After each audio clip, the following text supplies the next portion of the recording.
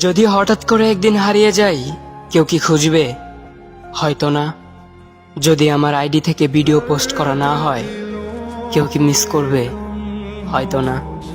ইনবক্সে মেসেজ আসবে কিন্তু সিন হবে না, রিপ্লাই পাবে না, পরে থাকবে ওইভাবেই।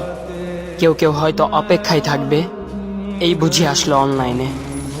আবার কেউ কেউ হয়তো টেরও পাবে না, কেউ একজন নেই, কেউ একজন হারিয়ে গেছে। হঠাৎ একটা সময় কারোর হয়তো মনে পড়বে, কে জানি আর নেই। কষ্ট করে নামটা সার্চ করবে, পুরনো ভিডিওগুলো দেখবে আর ভাববে হুট করে কোথায় চলে গেল।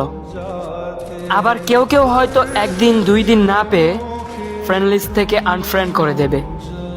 যখন আমি থাকবো না, তখন আমার স্মৃতি কারোর মনে পড়বে, হয়তো পড়বে, আবার হয়তো পড়বে না। তবে হারাতে হবে, হারাতে হয়, হারিয়ে যাওয়াই নিয়ম।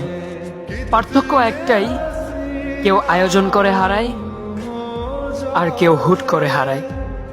আমি না হয় হুট করেই হারিয়ে যাব।